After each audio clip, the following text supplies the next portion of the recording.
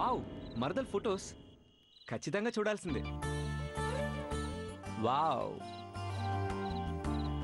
పెద్ద మరదల ఫేస్ చూస్తే చేతులెత్తి మొక్కాలనిపిస్తుంది. చిన్న మరదల మొహం చూస్తే చిరాకు వస్తుంది. ఎంతైనా పెద్ద మరదలే. ఈ మరదల్ని చూస్తే కోపంతో ఉన్నోడు కూడా కూల్ అయిపోతాడు. ఇక ఈ మరదల్ని చూస్తే రిలాక్స్గా ఉన్నోడు కూడా రైజ్ అయిపోతాడు.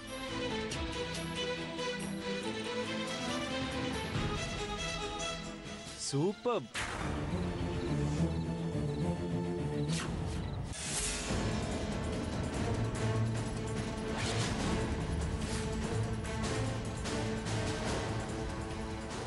ఏయ్, హాయ్ అపర్ణ.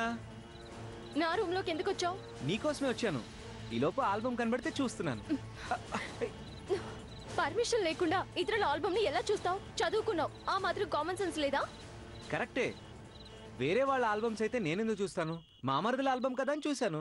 ఏంటి మరదలైతే మాత్రం అడగకుండా చూసేస్తావా? ఫోటో సిటీపు ఇస్తానులే గానీ ముందు ఒక విషయం చెప్పు. ఏంటది? పెళ్లి చూపులు ఎందుకు అయిపోయాయి? మీకు తెలీదా?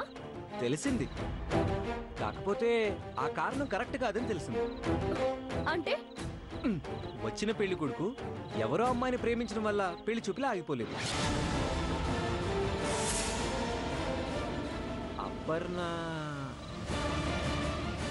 అపర్ణ ఏంటి అపర్ణ? నాకెందుకు వచ్చిన గొడవలే, నేను వెళ్ళిపోతా. చెప్పే కదలాలి. ఏంటి అపర్ణ అని అన్నావు? ఈ పెళ్లి చూపులు ఆగడానికి కారణం ఏంటి? అంటే నీ మనసులో ఎవరో ఉన్నారంటగా?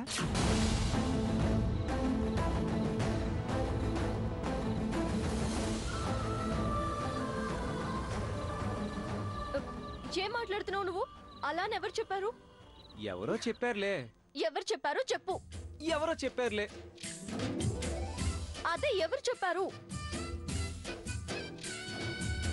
వదిలే. నిజంగా నీ మనసులో ఎవరు లేరా?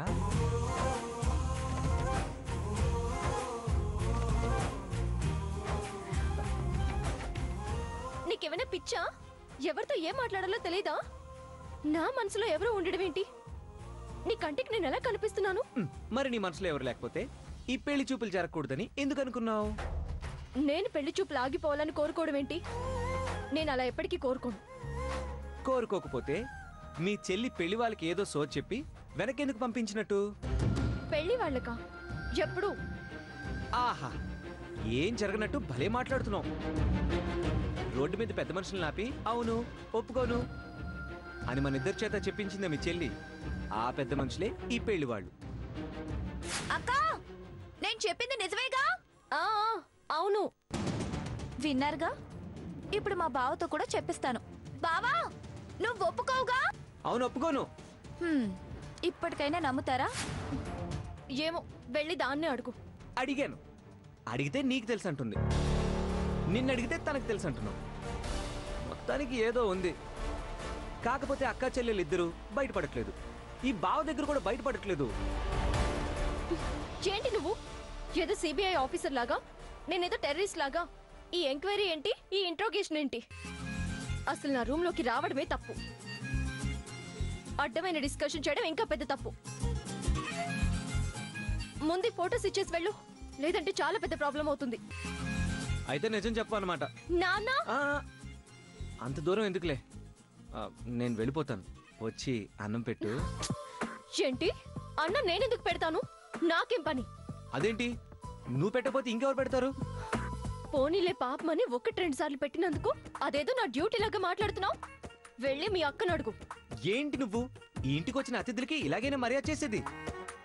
నువ్వు వచ్చి అన్నం పెడితేనే తింటాను, లేదంటే ఇలాగే పస్తులుంటాను. వస్తావా రావా? సరే పద, వస్తాం.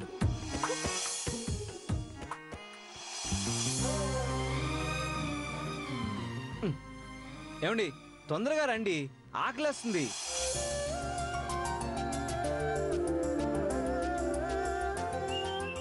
త్వరగా రావాలి అపర్ణ గారు, బావకు ఆకలేస్తుంది ఇక్కడ.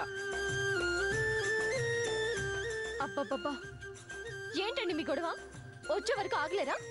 అంతగా ఆగలేకపోతే పెట్టుకుని తినొచ్చుగా. ఏంటో నీ చేత్తో వడ్డిస్తున్న దగ్గర నుంచి ఇంకెవరు వడ్డించినా టేస్టీ అనిపించట్లేదు.